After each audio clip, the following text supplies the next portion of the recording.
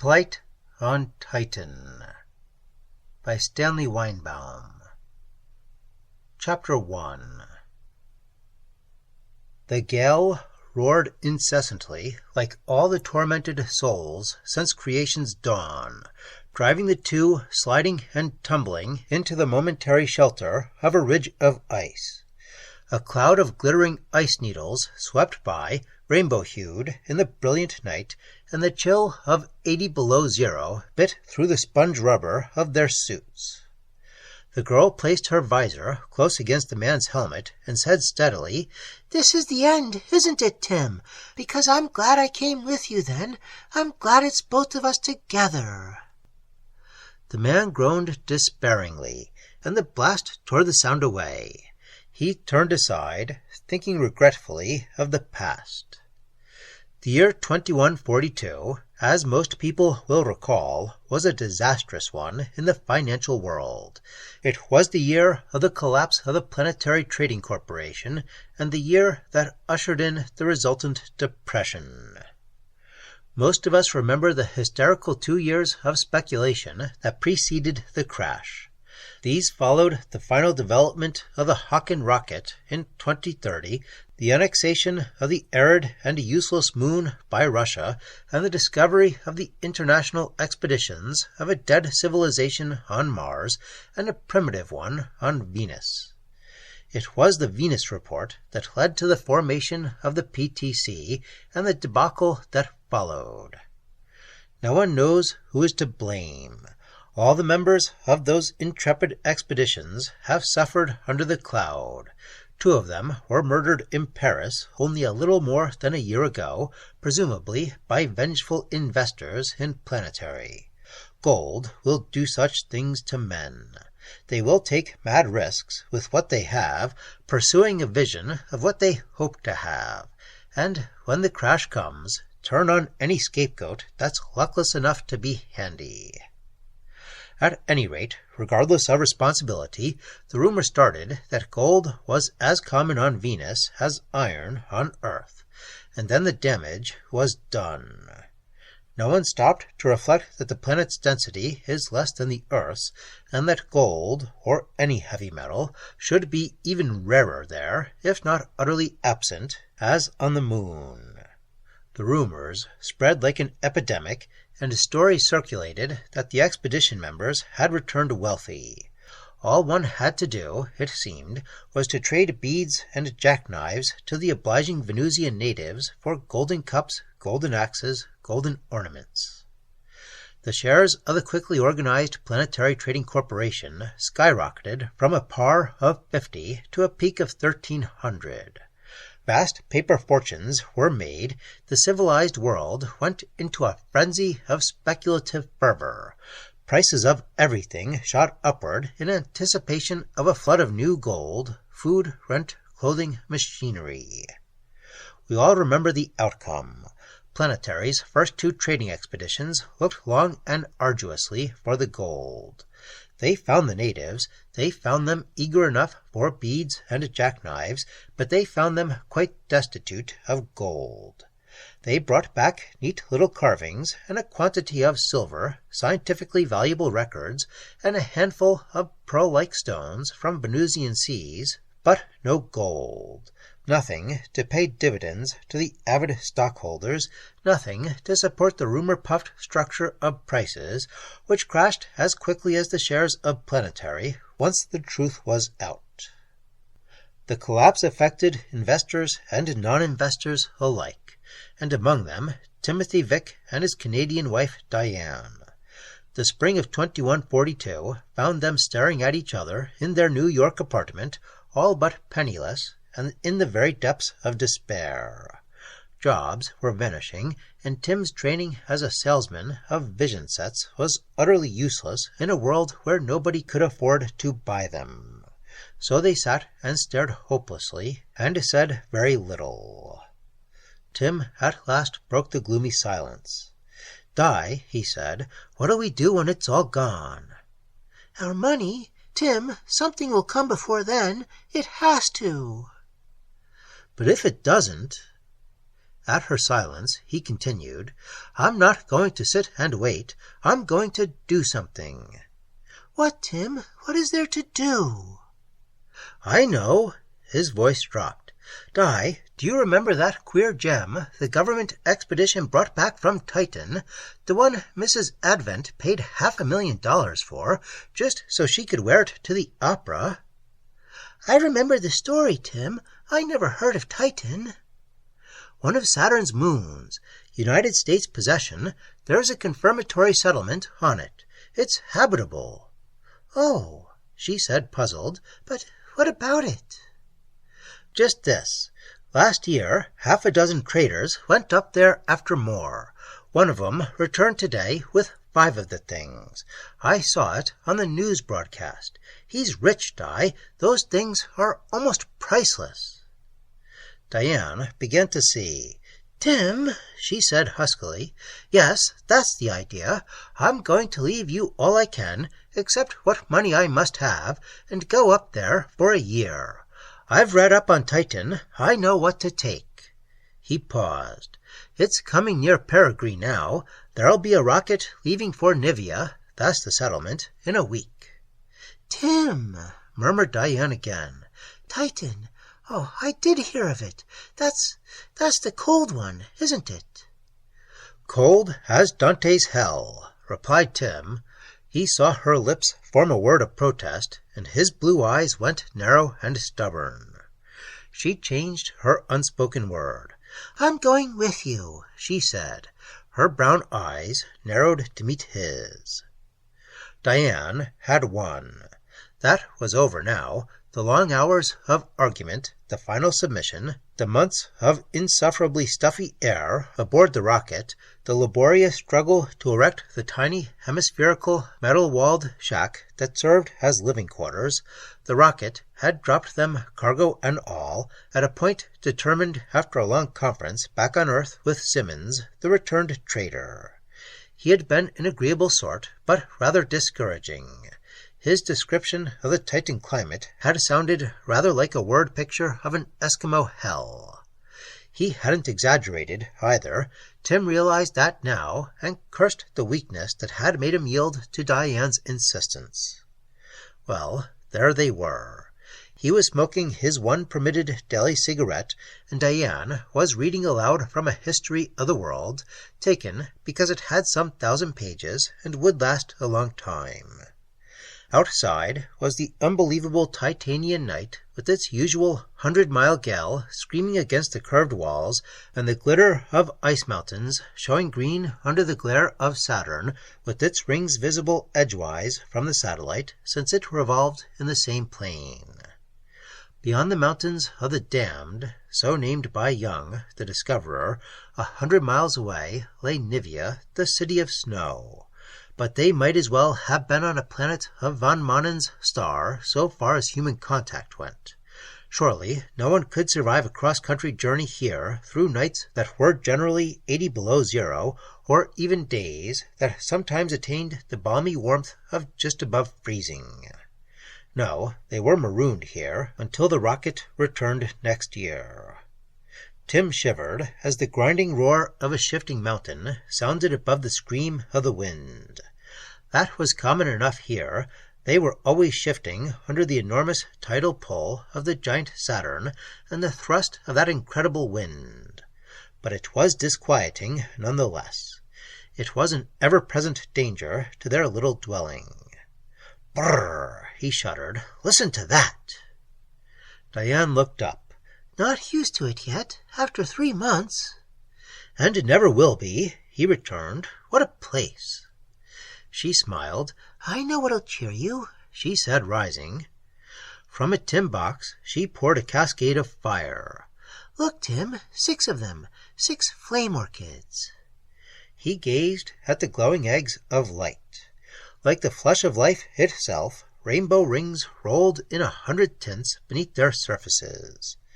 Diane passed her hand above them, and they responded to its warmth with the flame of changing colors that swept the entire keyboard of the spectrum, reds merging into blues, violets, greens, and yellows, then orange and scarlet of blood. They're beautiful, Tim whispered, staring fascinated. No wonder rich women bleed themselves dry for them. Diane, we'll save one out, the prettiest, for you. She laughed. There are things I'd rather have, Tim. A pounding sounded above the windy bellowing. They knew what it meant. Tim rose and peered through the reinforced window into the brilliant night, and, after a moment of blinking, made out the 4-foot-long body of a native sprawled before his door, his coned claws hooked onto the ice. On Titan, of course, no creature stood erect against those perpetual howling blasts, no creature, that is, save man, a recent arrival from a gentler world. Tim opened the door, slipping it wider notch by notch on its retaining chain, since muscular power would have been inadequate to hold it. The wind bellowed gleefully in, sweeping the hanging utensils on the walls into a clanging chorus, spinning a loose garment into a mad dance, chilling the air to bitterness. The native slithered through like a walrus, his streamlined body sea-like and glistening with its 2-inch protective layer of blubbery flesh. As Tim cranked the door shut, the creature raised the filmy underlids from its eyes, and they showed large, luminous, and dog-like. This was a Titanian native, not much more intelligent than a St. Bernard dog, perhaps, but peaceable and inoffensive, beautifully adapted to its forbidding environment, and the highest form of life yet known on Titan. He reached into the pouch opening on his rubbery back. "Ugh!" he said, displaying a white ovoid. As the comparatively warm air of the room struck it, the flame orchid began to glow in exquisite colors. Diane took it. Against her palms, the tints changed more quickly, deepened gloriously. It was a small one, no larger than a robin's egg, but perfect, except where it had been attached to some frigid rock. "Oh," she exclaimed, "what a beauty, Tim!" He grinned. "That's no way to bargain." He pulled out the black case that contained their trade goods, opening it to display the little mirrors, knives, beads, matches, and nondescript trinkets. The coal-black eyes of the native glittered avidly. He glanced from one article to the next in an agony of longing indecision. He touched them with his clawed, 3-fingered hands. He cooed huskily. His eyes wandered over the room. "Huss!" he said abruptly, pointing. Diane burst into a sudden laugh. He was indicating an old and battered 8-day clock, quite useless to the pair, since it lacked the adjustment to permit them to keep other than Earth time. The ticking must have attracted him. "Oh, no," she chuckled. "It's no good to you. Here." She indicated a box of trinkets. "Ooga! Whoosh!" The native was insistent. "Here, then." She passed him the clock. He held it close to his skin-shielded ears and listened. He cooed. Impulsively, Diane picked a pocket-knife from the box. "Here," she said. "I won't cheat you. Take this, too." The native gurgled. He pried open the glittering blade with his hooked claws, closed it, and slipped it carefully into his back pouch, stuffing the clock after it. The pouch stood out like a miniature hump as he turned and scuttled toward the door. "Oh!" he said. Tim let him out, watching through the window as he slipped across the slope, his blunt nose pointed into the wind as he moved sideways. Tim faced Diane. "Extravagance!" he grinned. "Oh, a 50-cent knife for this." She fondled the gem. 50 cents back home," he reminded her. "Just remember what we paid for freight, and you'll see what I mean. Why, look at Nivea. They mine gold there, pure virgin gold, right out of the rocks. And by the time the cost of shipping it back to Earth is deducted, and the insurance, it barely pays. Just barely." "Gold?" "Yes, that's simple to understand. You know how little freight a rocket can carry when it has to be fueled and provisioned for a flight from Earth to Titan, or vice versa. a mere jaunt of 780 million miles, and plenty of chance for trouble on the way. I think the insurance on the gold is 30% of the value." "Tim, shall we have insurance on these? How shall we ever manage?" "We won't. We won't insure these because we'll be going with them." "But if they're lost?" "If they're lost, Diane, insurance wouldn't help us, because then we'll be lost too." Chapter 2. 3 more months dragged by. Their little horde of flame orchids reached 15, then 18. They realized, of course, that the gem wouldn't command the fabulous price of that first one, but half that price, even a tenth of it, meant wealth, meant leisure and luxury. It was worth the year of sacrifice. Titan swung endlessly about its primary. 9-hour days succeeded 9-hour nights of unbelievable ferocity. The eternal wind howled and bit and tore, and the shifting ice mountains heaved and roared under Saturn's tidal drag. Sometimes, during the day, the pair ventured into the open, but the boisterous winds clung precariously to frigid slopes.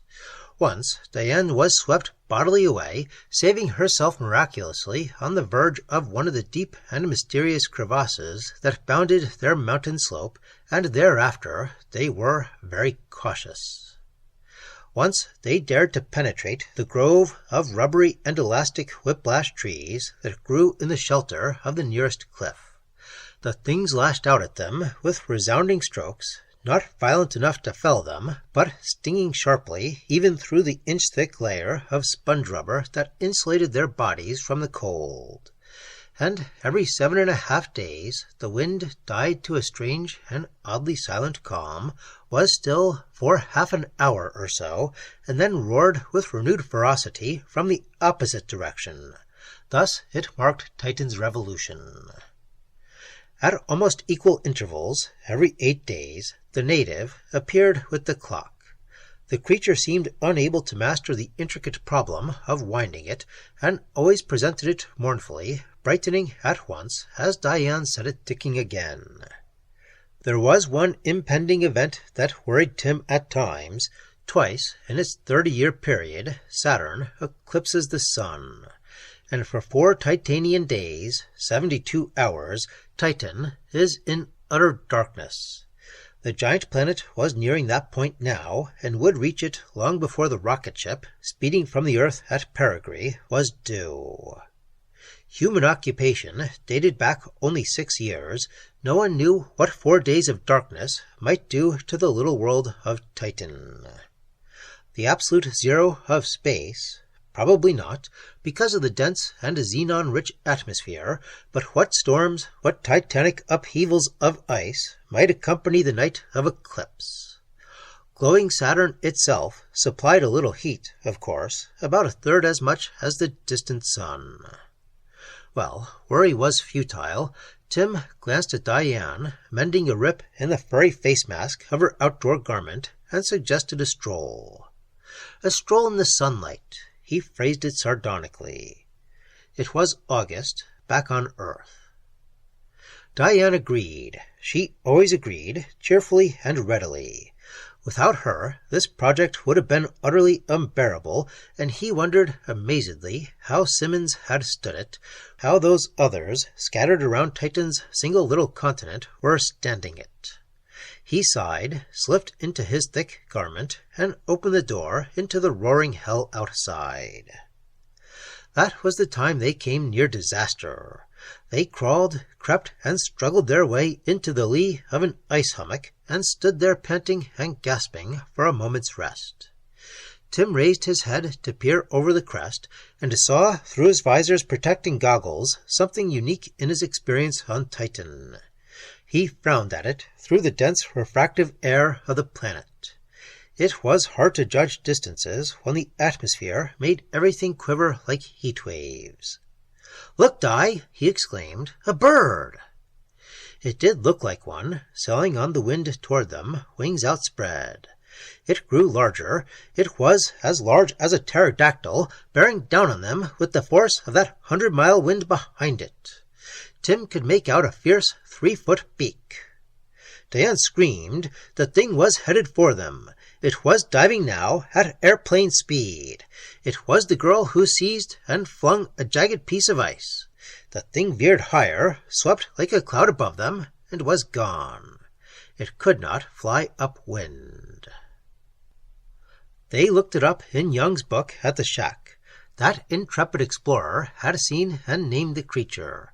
It was a knife-kite, the same sort of beast that had accounted for the death of one of his men. It wasn't a bird. It didn't really fly.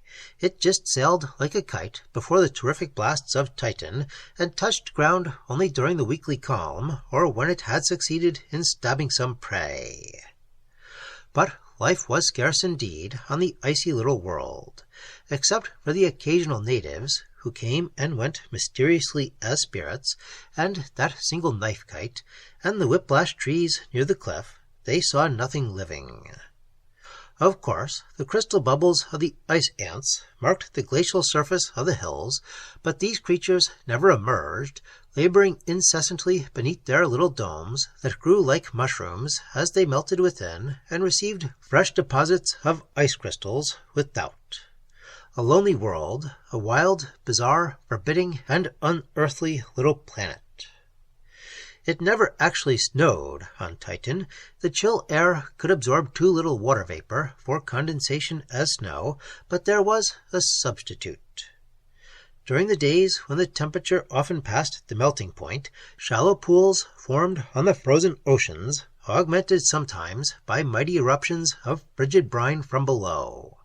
The ferocious winds swept these pools into a spindrift that froze and went rushing as clouds of icy needles around the planet. Often during the darkness, Diane had watched from the window as one of these clouds loomed glittering in the cold green Saturn light, sweeping by with a scream and a slithering of ice crystals on the walls, and seeming to her mind like a tall, sheeted ghost. At such times, despite the atom-generated warmth of the tiny dwelling, she was apt to shiver and to draw her garment closer about her, though she was careful that Tim never observed it. So time passed in the trading shack, slowly and dismally. The weather, of course, was uniformly, unvaryingly terrible. Such weather as only Titan, near 900 million miles from the moderating sun, can present. The little world, with its orbital period of 15 days and 23 hours, had no perceptible seasons.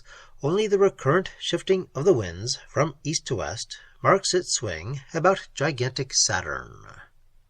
The season is always winter, fierce, bitter, unimaginable winter, to which the earthly storms of desolate Antarctica are as April on the Riviera. And, little by little, Saturn edged closer to the sun, until one day the western streak of its rings knifed a dark gash across the reddish disk. The eclipse was at hand. That night saw the catastrophe. Tim was dozing on the bunk. Diane was dreaming idly of green fields and warm sunlight. Outside roared a gale more than usually vociferous, and a steady parade of ice ghosts streamed past the windows. Low and ominous came the roar of shifting glacial mountains. Saturn and the sun, now nearly in a direct line, heaved at the planet with a redoubled tidal pull. And then suddenly came the clang of warning. A bell rang ominously. Diane knew what it meant.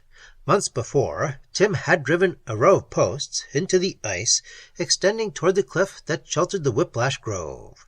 He had foreseen the danger. He had rigged up an alarm. The bell meant that the cliff had shifted, had rolled upon the first of the stakes. Danger! Tim was springing frantically from the bunk. "Dress for outside!" he snapped. "Quickly!" He seized her lunacy sponge rubber parka and tossed it to her. He dragged on his own, cranked the door open to the pandemonium without, and a fierce and bitter blast swept in, upsetting a chair, spinning loose articles around the room. Close the emergency pack, he yelled above the tumult. I'll take a look. Diane suppressed her upsurging fear as he vanished. She strapped the pack tightly, then poured the precious 18 flame orchids into a little leather pouch and suspended this about her throat. She forced calmness upon herself. Perhaps the ice cliff had stopped, or perhaps only the wind itself had snapped the warning post. She righted the chair and sat with her visor open despite the knife-sharp blasts from the door. Tim was coming. She saw his gloved hand as he seized the doorframe, then his fur-masked face, eyes grim behind the non-frosting goggles. Outside! He yelled, seizing the pack. She rose and scrambled after him into the howling inferno just as the second bell clanged. Barely in time. As the tornado sent her sprawling and clutching, she had a sharply etched glimpse of a mighty pinnacle of glittering ice looming high above the shack. There was a rumble, a roar deeper than the winds, and the shack was gone. One iron wall, caught by the gale, swept like a giant bat above her, and she heard it go clanging and clattering along the slope to the east. Dazed and horribly frightened, she clawed her way after Tim into the shelter of a ridge, watching him while he wrestled the pack that struggled in the blast like something living. She was calm when at last he got it strapped to his shoulders. This is the end, isn't it, Tim? She said, putting her visor close against his helmet. Because I'm glad I came with you then. I'm glad it's both of us together. Tim groaned despairingly, and the blast tore the sound away. He turned suddenly, slipping his arm around her figure. I'm sorry, Di, he said huskily. He wanted to kiss her, an impossibility, of course, in a Titanian night. It would have been a kiss of death. They would have died with lips frozen together. He put away the thought that maybe that might be the pleasanter way, since death was inevitable now, anyway. Better, he decided, to die fighting. He pulled her down into the lee of the ridge and sat thinking. They couldn't stay here, that was obvious. The rocket wasn't due for 3 months, and long before then they'd be frozen corpses, rolling away before the hurricane or buried in some crevasse. They couldn't build a habitable shelter without tools, and if they could, their atomic stove was somewhere under the shifting cliff. They couldn't attempt the journey to Nivea, 100 miles away across the mountains of the damned. Or could they? That was the only possible alternative. Di, Tim said tensely, we're going to Nivea. Don't be startled. Listen, the wind's just shifted. It's behind us. We have almost 8 Earth days before it changes. If we can make it 12, 13 miles a day, if we can make it, we'll be safe. If we don't make it before the wind shifts, he paused, well, it's no worse than dying here. Diane was silent. Tim frowned thoughtfully behind his goggles. It was a possibility. Pack, parka, and all, he weighed less than Earth weight, not as much less as one would think, of course. Titan, although no larger than Mercury, is a dense little world, and besides, weight depends not only on a planet's density, but also on distance from its center. But the wind might not hinder them so much, since they were traveling with it, not against it. Its terrible thrust, fiercer than even an equal earth wind, because the air contained 30% of the heavy gas xenon, would be dangerous enough, but... Anyway, they had no choice. Come on, Di, Tim said, rising. They had to keep moving now. They could rest later, after sunrise, when the danger of a frozen sleep was less. Another terrible thought struck Tim. There would be only 3 more sunrises.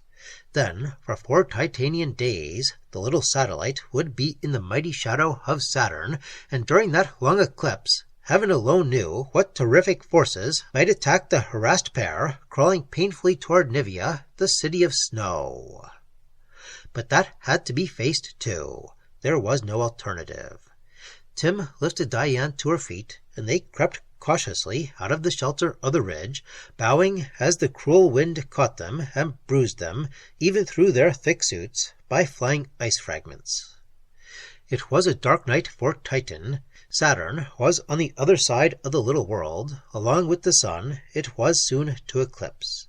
But the stars shone brilliant and twinkling through the shallow but very dense and refractive atmosphere. The earth, which had so often lent a green spark of cheer to the lonely couple, was not among them. From the position of Titan, it was always near the sun, and showed only just before sunrise or just after sunset. Its absence now seemed a desolate omen. They came to a long, smooth, wind-swept slope. They made the error of trying to cross it erect, trusting to their cleated shoes for secure footing. It was misjudgment. The wind thrust them suddenly into a run, pressed them faster and faster until it was impossible to stop, and they were staggering through the darkness toward unknown terrain ahead. Tim flung himself recklessly against Diane. They fell in a heap and went sliding and rolling to crash at last against a low wall of ice 100 feet beyond. They struggled up, and Diane moaned inaudibly from the pain of a bruised knee. They crept cautiously on. They ended a bottomless crevasse from the depths of which came strange roarings and shriekings. They slipped miserably past a glittering cliff that shook and shifted above them, and when at last the vast hulk of Saturn rose over the wild land before them, and the tiny reddish sun followed like a ruby hung on a pendant, they were near exhaustion. Tim supported Diane to a crevice facing the sun. For many minutes they were silent, content to rest, and then he took a bar of chocolate from the pack, and they ate, slipping the squares hastily through visors opened for each bite. But under the combined radiance of Saturn and the sun, the temperature rose rapidly, more than 100 degrees. When Tim glanced at his wrist thermometer, it was already near 38, and pools of water were forming in the wind-sheltered spots. He scooped some up with the rubber cup, and they drank. Water, at least, was no problem. Food might be, however, if they lived long enough to consume that in the pack.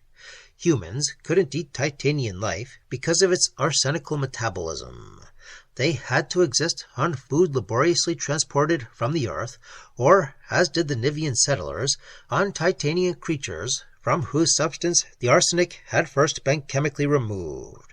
The Nivians ate the ice ants and whiplash trees, and occasionally, it was sometimes whispered, the Titanian natives. Diane had fallen asleep, lying huddled in a pool of icy water that flowed off into the open, and then was whirled into sparkling spray by the wind. He shook her gently. They couldn't afford to lose time now, not with the shadow of the eclipse looming ominously so few hours away. But it tore his heart to see her eyes crinkle in a wary smile as she rose. He damned himself again for ever bringing her to this. So they plodded on, haltered and trampled by the fierce and ruthless gale. He had no idea how far they had traveled during the night. From the crest of a high ridge he looked back, but the shifting hills of ice made localities hard to recognize, and he could not be sure that the grim escarpment far behind was actually the cliff that had crushed their shack. He let Diane rest again from noon until sunset, nearly 5 hours.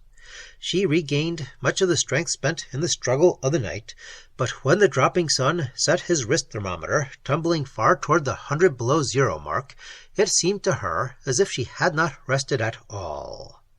Yet they survived another night of inferno, and the gray of dawn found them still staggering and stumbling before the incredible ferocity of that eternal wind. During the morning a native appeared. They recognized him. In his clawed hands was the battered case of the 8-day clock. He sidled up to them, head toward the wind, and held out his short arms to display the mechanism. He whined plaintively, and obviously thought himself cheated. Tim felt an unreasoning hope at the sight of him, but it vanished immediately. The creature simply couldn't understand their predicament. Titan was the only world he knew, and he couldn't conceive of beings not adapted to its fierce environment. so the man stood silently as Diane wound the clock and responded dully to her smile as she returned it. "This time, old fellow," she said to the native, "it's ticking away our lives. If we're not in Nivea by the time it stops again." She patted the blunt head, the creature cooed and sidled away. Chapter 3. They rested and slept again during the afternoon, but it was a wary pair that faced the inferno of night. Diane was nearing exhaustion, not from lack of nourishment, but simply from the incessant battering she had received from the wind and the terrific struggle that every step required. Tim was stronger, but his body ached, and the cold, striking somehow through the inch-thick parka, had left him with a painfully frostbitten shoulder. By 2 hours after sunset, he perceived hopelessly that Diane was not going to survive the night. She was struggling bravely, but she was unequal to the effort. She was weakening, the pitiless wind kept lashing her to her knees, and each time she rose more slowly, leaned more heavily on Tim's supporting arm.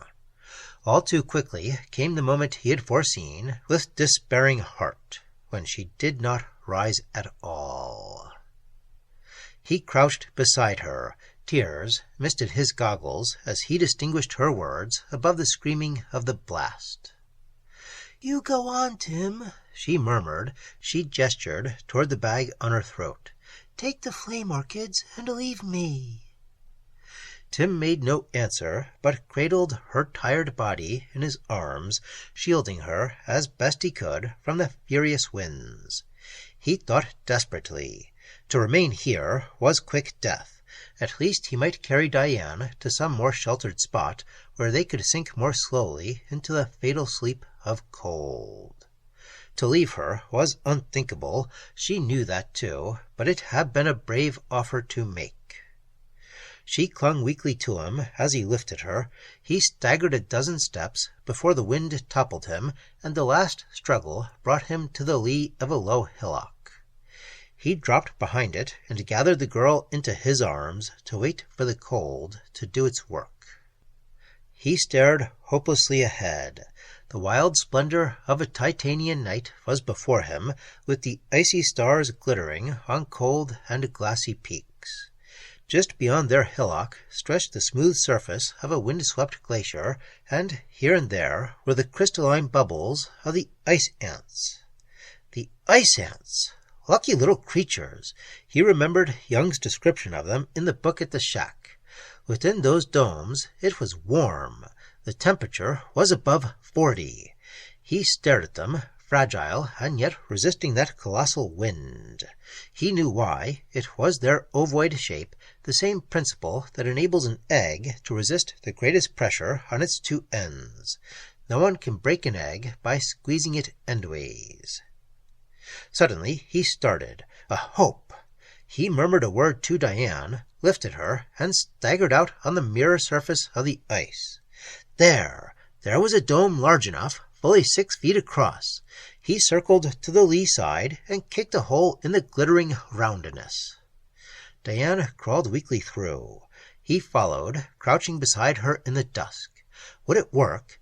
He gave a long cry of relief as he perceived the scurrying 3-inch figures of ice ants, saw them patching the dome with crystal fragments. Steam misted his non-frosting goggles. He drew Diane against him and then opened his visor. Warm air. It was like balm after the bitter air without. It was musty, perhaps, but warm. He opened Diane's. She was sleeping in exhaustion and never stirred as he uncovered her pale, drawn features. His eyes grew accustomed to the gloomy starlight that filtered through the dome. He could see the ice ants, little 3-legged, ruddy balls that run about with a galloping motion. They weren't ants at all, of course, nor even insects in the terrestrial sense. Young had named them ants because they lived in ant-like colonies. Tim saw the two holes that pierced the saucer-like floor. Through one, he knew, warm air came up from the mysterious hive below, and the other drained away the melting water of the dome. The dome that would grow until it burst, but the ants didn't care. They'd sense the bursting point and have a new dome already started above the holes. For a time he watched them. They paid no attention at all to the intruders whose rubber suits offered nothing edible. They were semi-civilized little creatures. He observed them curiously as they scraped a gray mold from the ice, loaded it on tiny sledges that he recognized as leaves of the whiplash tree, and tugged the load to one of the holes, dumping it in, presumably to a handling crew below. And after a while he fell asleep, and precious time trickled away. Hours later, something awakened him to daylight. He sat up. He had been lying with his head pillowed on his arm to keep his face from the water, and he rubbed the half-paralyzed limb ruefully as he stared about. Diane was still sleeping, but her face was more peaceful, more rested. He smiled gently down on her, and suddenly a flicker of motion caught his eye, and at the same time a flash of brilliance. The first was only an ice ant scurrying across the rubber of her parka. The flash was, he started violently, it was a flame orchid rolling sluggishly in the stream of water to the vent. And there went another. The ants had cut and carried away for food the little leather bag exposed on Diane's breast by the opening of her visor. He snatched the rolling gem of flame from the trickling water and searched desperately for the others. No use. Of their 18 precious ovoids, he had retrieved exactly one, the small but perfect one for which they had traded the clock. He gazed in utter despondency at the flaming little egg for which they had risked and probably lost everything. Diane stirred, sat up. She saw at once the consternation in his face. "Tim," she cried, "what's wrong now?" He told her. "It's my fault," he concluded grimly. "I opened your suit. I should have foreseen this." He slipped the lone gem into his left gauntlet, where it nestled against his palm. "It's nothing, Tim," said Diane softly. "What use would all 18 be to us, or 100? We might as well die with one as with all of them." He did not answer directly. He said, "Even one will be enough if we get back. Perhaps 18 would have glutted the market. Perhaps we'll get almost as much for one as we would have for all." That was a lie, of course. Other traders would be increasing the supply, but it served to distract her mind. Tim noticed then that the ice ants were busy around the two vents at the center. They were building an inner dome. The crystal egg above them, now 8 feet through, was about to crack. He saw it coming, and they closed their visors. There was a jagged streak of light on the west, and suddenly, with a glistening of fragments, the walls collapsed and went spinning away over the icy floor, and the wind howled down upon them, nearly flattening them to the glacier. It began to thrust them over the ice. They slid and crawled their way to the jagged crags beyond. Diane was strong again. Her young body recovered quickly. In a momentary shelter, he noticed something queer about the light and glanced up to see gigantic Saturn almost half obscuring the sun. He remembered then. This was the last day. For 72 hours there would be night. And night fell far too quickly. Sunset came with the red disk 3/4 obscured, and the bitter cold swept out of the west with a horde of ice ghosts whose sharp needles clogged the filters of their masks and forced them to shake them out time after time. The temperature had never been higher than 40 below all day, and the night air, coming after that cold day, dropped rapidly to 100 below. And even the warming filters could not prevent that frigid air from burning in their lungs like searing flame. Tim sought desperately for an ice ant bubble. Those large enough were rare, and when at last he found one, it was already too large, and the ice ants didn't trouble to repair the hole he kicked, but set at once to build a new dome. In half an hour the thing collapsed, and they were driven on. Somehow they survived the night, and dawn on the fourth day found them staggering all but helpless into the lee of a cliff. They stared hopelessly at that strange, sunless, Saturn-lighted dawn that brought so little warmth. An hour after the rising of the eclipsed sun, Tim glanced at his wrist thermometer to find the temperature risen only to 70 below. They ate some chocolate, but each bite was a burning pain for the moment that their visors were open, and the chocolate itself was numbing cold. When numbness and drowsiness began to attack his limbs, Tim forced Diane to rise, and they struggled on. Day was no better than night now, except for the cold Saturn light. The wind battered them more fiercely than ever. It was scarcely mid-afternoon when Diane, with a faintly audible moan, collapsed to her knees and could not rise. Tim stared frantically about for an ice bubble. At last, far over to the right, he saw a small one, 3 feet through, perhaps, but big enough for Diane. He could not carry her. He took her shoulders and dragged her painfully to it. She managed to creep warily in, and he warned her to sleep with her visor closed, lest the ants attack her face. A quarter of a mile downwind, he found one for himself. It was the collapse of the bubble that wakened him. It was night again, a horrible, shrieking, howling, blasting night, when the temperature on his thermometer showed 140 below. Stark fear gripped him. If Diane's shelter had fallen... He fought his way madly against the wind to the spot and shouted in relief. The dome had grown, but still stood.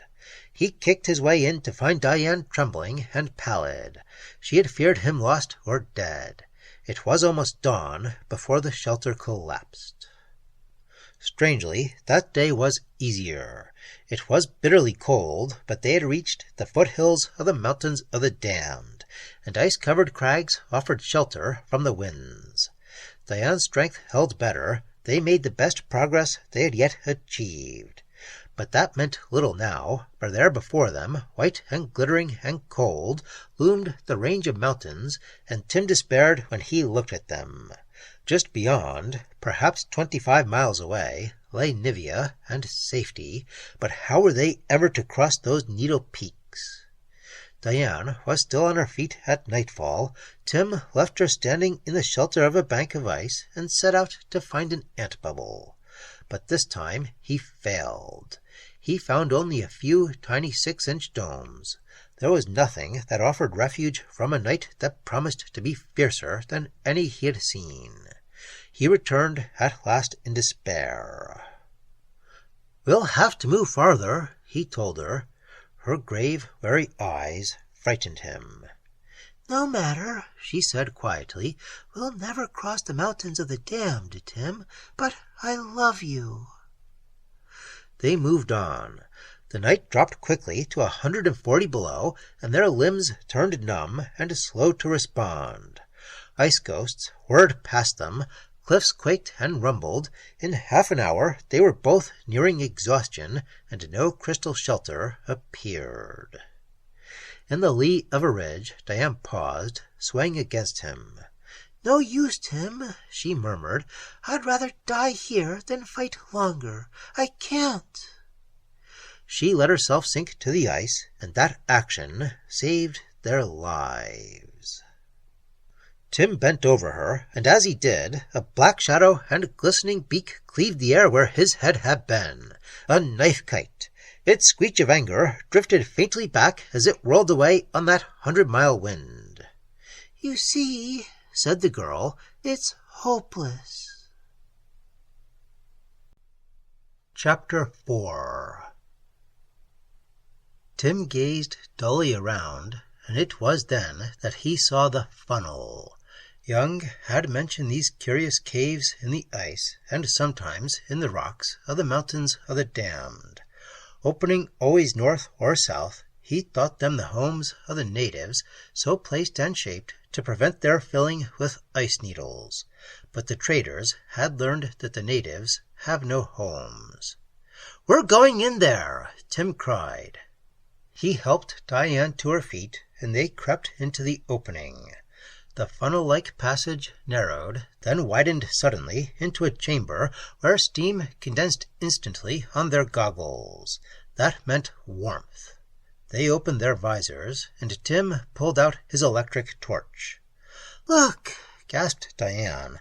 In the curious chamber, walled half by ice and half by rock of the mountain, lay what was unmistakably a fallen carved column. Good heaven! Tim was startled momentarily from his worries. This iceberg harbored a native culture once. I'd never have given those primitive devils credit for it. "Perhaps the natives weren't responsible," said the girl. "Perhaps there was once some higher creature on Titan, hundreds of thousands of years ago, when Saturn was hot enough to warm it. Or perhaps there still is." Her guess was disastrously right. A voice said, Ooza, Ooza, and they turned to stare at the creature emerging from a hole in the rock wall. A face, no, not a face, but a proboscis, like the head end of a giant earthworm that kept thrusting itself to a point, then contracting to a horrible red-ringed disk. At the point was the hollow fang or sucking tooth, and above it, on a quivering stalk, the ice-green hypnotic eye of a titanian threadworm, the first ever to be faced by man. They gazed in horrified fascination as the tubular body slid into the chamber, its rope-like form diminishing at the end to the thickness of a hair.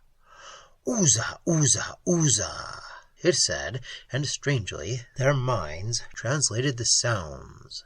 The thing was saying, "Sleep, sleep, sleep," over and over. Tim snatched for his revolver, or intended to. The snatch turned into a gentle, almost imperceptible movement, and then died to immobility. He was held utterly helpless under the glare of the worm's eye. "Ooza, Ooza, Ooza," thrummed the thing in a soothing, slumberous buzz. "Ooza, Ooza, Ooza." The sound drummed sleepily in his ears. He was sleepy anyway, worn to exhaustion by the hell without. Oona, Ooza, Ooza. Why not sleep? It was the quick-witted Diane who saved them. Her voice snapped him to wakefulness. "We are sleeping," she said. "We're both asleep. This is the way we sleep. Don't you see? We're both fast asleep." The thing said, "Ooza, Ooza," and paused as if perplexed. "I tell you, we're sleeping," insisted Diane. "Vera," buzzed the worm. It was silent, stretching its terrible face toward Diane. Suddenly, Tim's arm snapped in sharp continuation of his interrupted movement. The gun burned cold through his glove, and then spat blue flame. A shriek answered. The worm, coiled like a spring, shot its bloody face toward the girl. Unthinking, Tim leaped upon it, his legs tangled in its ropey length, and he crashed on his hands against the rocky wall. But the worm was fragile. It was dead, and in several pieces when he rose. "Oh!" gasped Diane, her face white. How horrible! Let's get away, quickly!" She swayed and sat weakly on the floor. "It's death outside," said Tim grimly. He gathered the ropey worm in his hands, stuffed it back into the hole whence it had emerged. Then, very cautiously, he flashed his beam into the opening, peered through. He drew back quickly. "Ugh!" he said, shuddering. "What, Tim? What's there?" A brood of them." He raised the broken end of the column in his arms. The shaft fitted the hole. "At least that will fall if another comes," he muttered. "We'll be warned. Di, we've got to rest here a while. Neither of us could last an hour out there." She smiled wanly. "What's the difference, Tim? I'd rather die in clean cold than by those things." But in 5 minutes she was sleeping. As soon as she slept, Tim slipped the glove from his left hand and stared gloomily at their lone flame orchid. He had felt it shatter when he struck the wall, and there it lay, colorless, broken, worthless. They had nothing left now, nothing but life, and probably little more of that. He cast the pieces to the rock-dusty floor, and then seized a fragment of stone and viciously pounded the jewel into dull powder and tiny splinters. It vented his feelings. Despite his determination, he must have dozed. He woke with a start, glanced fearfully at the plugged hole, and then noticed that dim green light filtered through the ice wall. Dawn. At least as much dawn as they'd get during the eclipse. They'd have to leave at once, for today they must cross the peaks. They must, for tonight would see the shifting of the wind, and when that occurred, hope would vanish. He woke Diane, who sat up so warily that his eyes felt tears of pity. She made no comment when he suggested leaving, but there was no hope in her obedience. He rose to creep through the funnel, to be there to help her when the wind struck her. "Tim!" she shrieked. "Tim, what's that?" He spun round. She was pointing at the floor where he had slept, and where now flashed 1,000 changing colors like rainbow fire. Flame orchids! Each splinter he had cracked from the ruined one was now a fiery gem. Each tiny grain was sprouting from the rock dust of the floor. Some were as large as the original, some were tiny flames no bigger than peas, but all glowed perfect and priceless. 50 of them, 100 if one counted the tiny ones. They gathered them. Tim told her of their origin, and carefully wrapped a few grains of the rock dust in tinfoil from their chocolate. "Have it analyzed," he explained. "Perhaps we can raise 'em back on Earth." "If we ever—" began Diane, and then was silent. Let Tim find what pleasure he could in the discovery. She followed him through the passage into the howling inferno of Titanian eclipse weather. That day gave both of them all the experience of souls condemned to hell. They struggled hour after hour up the ice-coated slopes of the mountains of the damned. The air thinned and turned so cold that the 150 below, which was the minimum on Tim's thermometer dial, was insufficient, and the needle rested full against the stop. The wind kept flinging them flat against the slopes, and a dozen times the very mountains heaved beneath them. And this was day. What, he wondered fearfully, would night be like, here among the peaks of the mountains of the damned? Diane drove herself to the limit, and even beyond. This was their last chance. At least they must surmount the crest before the wind shifted. Again and again she fell, but each time she rose and clambered on. And for a time, just before evening, it seemed that they might make it. A mile from the summit, the wind died to that weird, unnatural calm that marked, if you care to call it so, the half-hour Titanian summer season.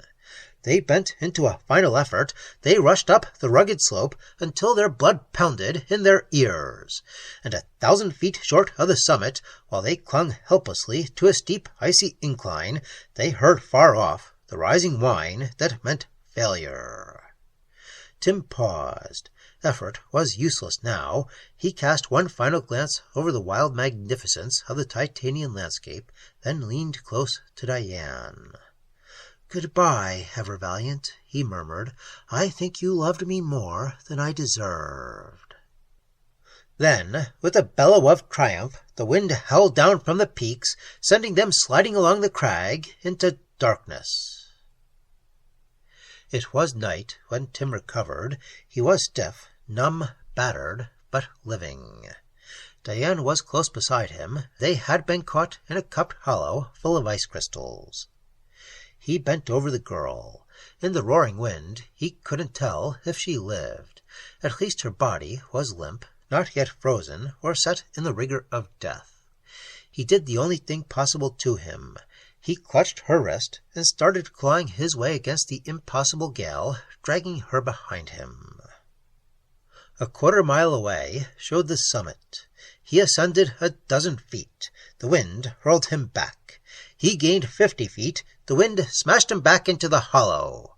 Yet somehow, dazed, all but unconscious, he managed to drag, push, roll Diane's body along with him. He never knew how long it took, but he made it. While the wind bellowed in colossal anger, somehow, by some miracle of doggedness, he thrust Diane across the ridge of the summit, dragged himself after, and gazed without comprehension on the valley beyond, where glowed the lights of Nivea, the city of snow. For a while he could only cling there. Then some ghost of reason returned. Diane, loyal, courageous Diane, was here dying, perhaps dead. Doggedly, persistently, he pushed and rolled her down the slope against a wind that sometimes lifted her into midair and flung her back against his face. For a long time he remembered nothing at all. And then suddenly he was pounding on a metal door, and it was opening. Tim couldn't sleep yet. He had to find out about Diane. So he followed the government man back through the sunken passage to the building that served Nivea as hospital. The flame orchids were checked, safe. Theft was impossible in Nivea, with only 50 inhabitants and no way for the thief to escape. The doctor was bending over Diane. He had stripped off her parka and was flexing her arms, then her bared legs. "Nothing broken," he said to Tim. "Just shock, exposure, exhaustion, 6 frostbites, and a terrific mauling from the wind. Oh, yes, and a minor concussion, and 100 bruises, more or less." "Is that all?" breathed Tim. "Are you sure that's all?" "Isn't that enough?" snapped the doctor. "But she'll live?" "She'll tell you so herself in half an hour." His tone changed to admiration. "I don't see how you did it. This'll be a legend, I tell you, and I hear you're rich, too." He added enviously, "Well, I've a feeling you deserve it."